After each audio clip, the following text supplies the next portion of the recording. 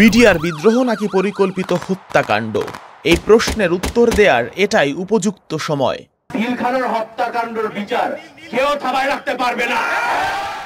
2009 থেকে 25 কেটে গেছে 15 বছর, আর কত লুকোচুরি। সেনাবাহিনী থেকে তদন্তের দায়িত্ব পাওয়া ক্যাপ্টেন সুবাইলের দাবি 50 দিনের পরিকল্পনার ফসল এই হত্যাকাণ্ড। তদন্তে বেরিয়ে আসে আওয়ামী লীগ নেতা তাপস ও নানক ছিলেন মাস্টার প্ল্যানার। তাদের নাম তদন্ত প্রতিবেদনে দেখেই রিপোর্ট ছুঁড়ে ফেলে দেন তৎকালীন প্রধানমন্ত্রী শেখ হাসিনা। এই রিপোর্টটা যখন আমি ওনাকে পেশ করি, উনি এটা ছুঁড়ে ফেলেন। তৎকালীন প্রধানমন্ত্রী শেখ হাসিনা ছুঁড়ে ফেলে দিয়ে বলেন যে এগুলা কি আবল তাবল নিয়ে আসছো, যেভাবে ইনস্ট্রাকশন দেওয়া আছে তা অন্তত ফলো করো। শুধুই কি দেশীয় ষড়যন্ত্র নাকি মানচিত্রের বাইরের শক্তিরও হাত ছিল বাংলাদেশের সোর্স অফ পাওয়ার সেনাবাহিনীর মনোবল ভেঙে চুরমার করে দিতে? 9 থেকে 12 জন লোক আমার রুমে প্রবেশ করেছিল, আমাকে রুম থেকে বের করে নিয়ে গিয়েছিল। আমি খেয়াল করেছি 3 জন লোক হিন্দি ভাষায় কথা বলছিল। হত্যাকাণ্ডের সাথে ওই প্রত্যক্ষভাবে জড়িত পার্শ্ববর্তী দেশ তথা ভারত। ভারতীয় আন্তর্জাতিক রাজনীতি বিশ্লেষক অভিনাশ পালিওয়ালের বইয়েও উঠে এসেছে, ভারতের চাপে সেদিন অফিসারদের উদ্ধারের উদ্যোগ নেয়নি সেনাবাহিনী।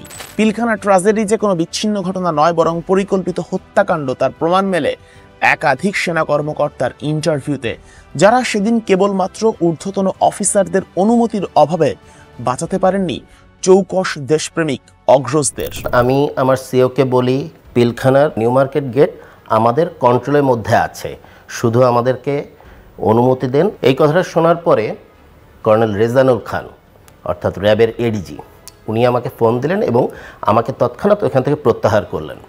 পিলখানা ট্র্যাজেডি যে শুধু 57 জন নির্ভীক অফিসারকেই কেড়ে নেয়নি, সাথে আর্মি বিডিআর 2টা বাহিনীকে চিরদিনের জন্য রীতিমতো মেরুদণ্ডহীন করে দেয়, আর বাংলাদেশের সার্বভৌমত্বকে ছুড়ে দেয় ভয়ানক অনিশ্চয়তার মুখে।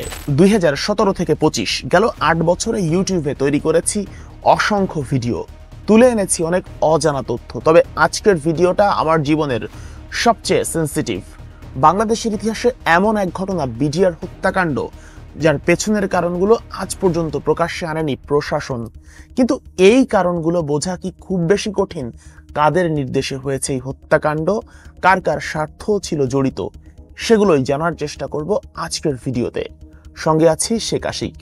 শুনতে হবে ঘটনার একেবারে শুরু থেকে, ফিরে যেতে হবে 2009 সালে ফেব্রুয়ারির 24 তারিখ। রাজধানীর ধানমন্ডির দক্ষিণে পিলখানার বিডিআর সদর দপ্তরে 3 দিন ব্যাপী রাইফেল সপ্তাহের উদ্বোধন করেন তৎকালীন প্রধানমন্ত্রী শেখ হাসিনা। ক্ষমতায় বসার মাত্র 50 দিনের মাথায় শেখ হাসিনা যেদিন পিলখানায় গিয়েছিলেন, সেদিন সবকিছুই ছিল ঠিকঠাক। সমস্যা শুরু হয় তার পরদিন, অর্থাৎ 25 ফেব্রুয়ারি।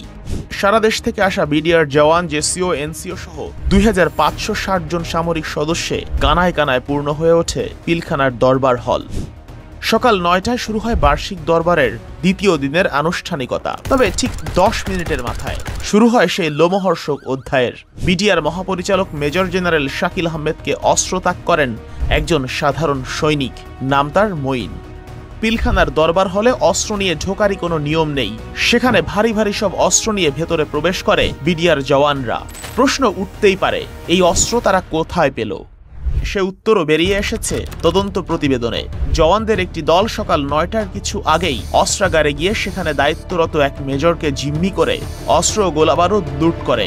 সেখানে দায়িত্বে থাকা কোনো বিডিআর সদস্যই তাতে বাধা দেননি। বুঝতে পারছেন ঘটনা কতটা পরিকল্পিত? ওদিকে কিছুক্ষণের মধ্যেই বিক্ষুব্ধ বিডিআর সদস্যরা শুরু করে দেয় তাণ্ডব। দরবার হলের বাইরে থেকে শোনা যায় গোলাগুলির আওয়াজ। কিছুক্ষণের মধ্যে লাল সবুজ রঙের কাপড় দিয়ে নাক মুখ বাঁধা বিদ্রোহী জওয়ানরা দরবার হল ঘিরে গুলি করা শুরু করে। সকাল 10:30 বিডিআরে কর্মরত সেনা কর্মকর্তাদের দরবার হল থেকে সারিবদ্ধভাবে বের করে আনে বিদ্রোহীরা। দরবার হলের বাইরে পা রাখা মাত্র মহাপরিচালককে লক্ষ্য করে ব্রাশ ফায়ার করেন 4 সেনা। ভেতরে যে এত কিছু ঘটে গেছে, বাইরে থেকে তা বোঝার উপায় ছিল না। তবে পরিস্থিতি থমথমে ছিল একেবারেই। বিডিআর জওয়ানদের প্রত্যেকের হাতে অস্ত্র, মুখ কাপড় দিয়ে বাঁধা। গণমাধ্যমের মাইক্রোফোন সামনে পেলেই তারা শোনাতে থাকে বঞ্চিত হওয়ার গল্প। শুরুতে জওয়ানদের এসব কথায় সাধারণ মানুষের সহানুভূতি তৈরি হয় বিডিআরদের প্রতি। জনসাধারণ ভাবতে শুরু করে বছরের পর বছর ধরে বঞ্চিত হতে হতে বিডিআর সদস্যরা আজ অন্যায়ের প্রতিবাদ করছে। তারা বিশ্বাস করে সত্যি ডাল ভাত কর্মসূচির দুর্নীতির বিরুদ্ধে মাঠে নেমেছে বিডিআর সদস্যরা, কিন্তু বাস্তবতা একেবারেই ভিন্ন। দুপুর 12:15টার দিকে বিদ্রোহীদের একটি হেলিকপ্টারে করে অস্ত্র সমর্পণের আহ্বান করে লিফলেট ছাড়া হলে হেলিকপ্টার লক্ষ্য করে গুলি ছোড়ে বিদ্রোহীরা। তারা মাইকের মাধ্যমে জানায় আলোচনার জন্য প্রধানমন্ত্রী ও রাষ্ট্রপতিকে পিলখানায় আসতে হবে। দুপুর 1:30টার দিকে প্রধানমন্ত্রীর পক্ষ থেকে সাদা পতাকা নিয়ে পিলখানার 4 নম্বর গেটের সামনে যান যুবলীগের তৎকালীন চেয়ারম্যান জাহাঙ্গীর কবির নানক ও হুইপ মির্জা আজম। তারা প্রধানমন্ত্রীর সঙ্গে বিডিআরের প্রতিনিধিদের দেখা করার ব্যবস্থা করেন। বেলা 3:30টার দিকে ডিএডি তৌহিদের নেতৃত্বে 14 সদস্যের বিডিআর দল প্রধানমন্ত্রী শেখ হাসিনার সঙ্গে দেখা করে কথা বলেন। সন্ধ্যা 6টার দিকে নানক সাংবাদিকদের জানান প্রধানমন্ত্রী বিদ্রোহীদের সাধারণ ক্ষমা ঘোষণা করেছেন। মনে হচ্ছিল পরিস্থিতি নিয়ন্ত্রণে চলে এসেছে, কিন্তু সন্ধ্যা থেকে আবারও উচ্ছৃঙ্খল হতে শুরু করে বিডিআর সদস্যরা। আর এর পরের ঘটনা ভাষায় প্রকাশ করা সম্ভব নয়। সন্ধ্যার পর পিলখানার বিদ্যুৎ লাইন বন্ধ করে দিয়ে নিহত সেনা কর্মকর্তাদের লাশ মাটি চাপা দেয় বিডিআর সদস্যরা। ঘটনার সমাপ্তি হয় 26 ফেব্রুয়ারি। বিকাল থেকে বিডিআর সংখ্যা কমতে থাকে। অবস্থা বেগতিক দেখে পোশাক পাল্টে পিলখানার বিভিন্ন দিক থেকে পালিয়ে যেতে থাকেন বিডিআর জওয়ানরা। পরে পুলিশ পিলখানার নিয়ন্ত্রণ নিয়ে নেয়। অবসান হয় প্রায় 33 ঘন্টার বিদ্রোহের। আর 27 ফেব্রুয়ারি পিলখানার ভেতরে সন্ধান মেলে একের পর এক গণকবরের, যেখান থেকে উঠে আসে বিডিআর মহাপরিচালক ও তার স্ত্রী সহ 57 সেনা কর্মকর্তার মরদেহ। 25 ফেব্রুয়ারি সকাল 10:30টার দিকে যখন গোলাগুলি শুরু হয়েছিল, কিছুক্ষণের মধ্যে র‍্যাব 3-এ কর্মরত মেজর রেজাউল করিম তার বহর নিয়ে পৌঁছে যান পিলখানার নিউ মার্কেট গেইটে। বিপদগামী বিডিআরদের বিরুদ্ধে কাউন্টার স্ট্রাইকে যেতে চেয়েছিলেন রেজাউল করিম, কিন্তু তার ঊর্ধ্বতন অফিসাররা তার উপর রেগে আগুন হন। সেদিন কারা কারা বিডিআরদের আটকাতে বাধা দিয়েছিলেন সেই নামগুলো শুনতে চাই তার মুখেই। আমার সিওকে বলি, পিলখানার নিউ মার্কেট গেট আমাদের কন্ট্রোলের মধ্যে আছে, শুধু আমাদেরকে অনুমতি দেন, আমরা এই গেটটা ক্লিয়ার করি। এই কথাটা শোনার পরে কর্নেল জাকির খুব ক্ষিপ্ত হয়ে গেলেন। তার সঙ্গে অনেক মতানৈক্য দেখা দিল। কর্নেল রেজানুল খান উনি আমাকে ফোন দিলেন এবং আমাকে তৎক্ষণাৎ ওখান থেকে প্রত্যাহার করলেন। ক্যাপ্টেন খান সুবাইল 7-8 জন ইয়াং আর্মি অফিসার নিয়ে বিদ্রোহের দিন সকাল 11টার দিকে ফায়ার করতে করতে পিলখানা পর্যন্ত পৌঁছে গেলেও সিনিয়রদের বাধার কারণে শেষ পর্যন্ত ফিরে আসতে হয়েছিল। আমরা পিলখানার অভিমুখে রওনা করেছিলাম অস্ত্রসহ। মেজর জেনারেল ওয়াদুদ উনি আমাকে ফোন দেন, ফোন দিয়ে বেশ অকথ্য ভাষায় গালিগালাজ করে তারপরে বলে যে তোমরা এখনই you come back to the আফগানিফি, চলে আসো, তোমাদের এখনই within 5 minutes army will go for offensive. তৎকালীন সেনাপ্রধান মইনি মুহাম্মেদের বক্তব্যেও পরিষ্কার, এই হত্যাকাণ্ড চাইলেই বন্ধ করা যেত। ক্যাপ্টেন শফিকের নেতৃত্বে 350 জন র্যাবের সদস্য নিয়ে তিনি পিলখানা এলাকায় পৌঁছে যান। তিনি পৌঁছে যান উত্তর এলাকায় 10টার আগেই। তারপর তিনি তার ঊর্ধ্বতন কর্মকর্তা থেকে অনুমতি চান পিলখানায় প্রবেশ করার জন্য, যেটা তিনি পাননি। তাকে যদি পারমিশন দেওয়া হতো ভিতরে প্রবেশ করার জন্য, তিনি ইজিলি তাদেরকে কন্টেইন করতে পারতেন এবং কিছুক্ষণ পরেই আমরা এসে তার সাথে মিলিত হয়ে বিদ্রোহীকে কন্টেইন করে তাদেরকে দমন করা আমাদের পক্ষে অতি সহজ হয়ে পড়ল। আর তারাও কোনো অফিসারকে খুন করতে পারতো না। সেনাবাহিনী, পুলিশ, র্যাবের এতগুলো গ্রুপ রেডি ছিল পরিস্থিতি খারাপ হওয়ার আগেই তা নিজেদের নিয়ন্ত্রণে নেয়ার, কিন্তু শুধুমাত্র ঊর্ধ্বতন অফিসারদের অনুমতির অভাবেই ঝরে গেল এতগুলো নির্ভীক দেশপ্রেমিক অফিসারের তাজা প্রাণ। জানতে ইচ্ছে করে না এদের পেছনে কাদের স্বার্থ জড়িয়েছিল? আমার কোল থেকে আমার বাচ্চাদের কেড়ে নেয়, তাদেরকে বলে যে পাকিস্তানি বাচ্চা একটাকেও বাঁচিয়ে রাখবো না। বিডিআর সদস্য কি কখনো বলবে পাকিস্তানি বাচ্চা একটা বাঁচিয়ে রাখবো না? 9 থেকে 12 জন লোক আমার রুমে প্রবেশ করেছিল, আমাকে রুম থেকে বের করে নিয়ে গিয়েছিল। বের করে নেওয়ার পর আমি খেয়াল করেছি 3 জন লোক হিন্দি ভাষায় কথা বলছিল। শহীদ মেজর তানভীর হায়দার নূরের স্ত্রীর কথাগুলো কি মেলাতে পারছেন? হিন্দি কাদের ভাষা? আচ্ছা বাদ দেন, আরেকটু সামনে আগাই, আরো একজন অফিসারের কথা শুনি, তারপরই ঘটনার দিকে যাই। হত্যাকাণ্ডের সাথে ওই সরকার প্রত্যক্ষভাবে জড়িত পার্শ্ববর্তী দেশ তথা ভারত। এবার ঘটনার আরেকটু পেছন দিকে যাই। ভারতের স্বার্থটা আরেকটু ভালোভাবে বোঝার চেষ্টা করি। 1971 সালের পর থেকে ভারতের বিএসএফ পাদুয়া সীমান্ত দিয়ে বাংলাদেশের সিলেট বর্ডারে নানা অবৈধ কর্মকাণ্ড চালিয়ে এসেছে। সবশেষ ফিরে যেতে হবে 24 বছর আগে। 2001 সালের এপ্রিলে পাদুয়া সীমান্তে অবৈধ রাস্তা নির্মাণের কাজ শুরু করে বিএসএফ। বাংলাদেশ বারবার নিষেধ করার সত্ত্বেও তারা রাস্তা বানানোর কাজ বন্ধ করেনি। উপায় না পেয়ে বিডিআর সদস্যরা ভারতের পাদুয়া দখল করে নেয়। জবাবে ওই বছর 15 ও 16 এপ্রিল পাদুয়া সীমান্ত দিয়ে ভারতের বিএসএফ বাংলাদেশে আক্রমণ করলে দুইটা খণ্ডযুদ্ধেই বাংলাদেশের বিডিআর এর কাছে পরাজিত হয় ভারতের বিএসএফ। এই ঘটনার 2 দিন পর অর্থাৎ 18 এপ্রিল 2001 পাদুয়া থেকে 800 কিলোমিটার দূরে বাংলাদেশের সীমান্তে ঢুকে বিডিআর এর বড়াইবাড়ি ক্যাম্পে হামলা চালায় ভারতের বিএসএফ। সেদিন বড়াইবাড়ি ক্যাম্পে ছিলেন মাত্র 8 জন বিডিআর সদস্য। তারাই প্রথম প্রতিরোধ যুদ্ধ শুরু করেন। এরপর আশপাশের ক্যাম্প থেকে চলে আসে আরো বিডিআর সদস্যরা। 2 দিনব্যাপী যুদ্ধের শেষ পর্যন্ত জয়ী হয় বাংলাদেশ।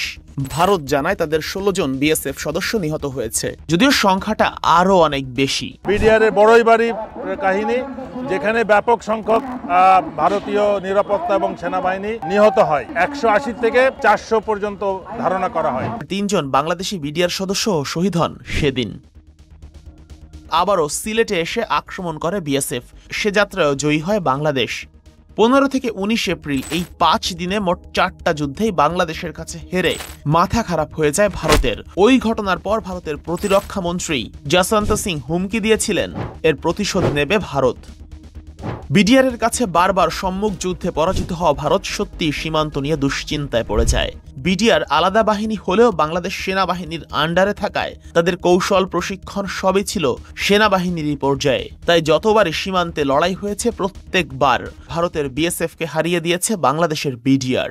আমি যখন বিডিআর এর টেক ওভার করলাম, তখন আমি আমার যে সেক্টর কমান্ডাররা ছিল কনফারেন্স তো হয়, তো আমি বলে দিলাম যে যদি বাংলাদেশের একটা বাংলাদেশিকে যদি তারা হত্যা করে বিএসএফ, তাহলে আমি 3টা বিএসএফ এর ডেড বডি চাই। তাই তো এক ঢিলে 2 পাখি মারা, অর্থাৎ 2009 সালে পিলখানা হত্যাকাণ্ডে সেনাবাহিনীকে মেরুদণ্ডহীন করে দেয়া আর বিডিআরকে বিলুপ্ত করা। এর সব কিছুতেই যে ভারতের লাভের খাতা ভারী হয়েছে তা নিশ্চয়ই আপনাদের আর বুঝতে বাকি নেই এখন। পিলখানা হত্যাকাণ্ডের তদন্তে বারবারই উঠে এসেছে শেখ তাপস, মির্জা আজম, জাহাঙ্গীর কবির নানক, শেখ সেলিম সহ বেশ কয়েকজন আওয়ামী লীগ নেতার নাম।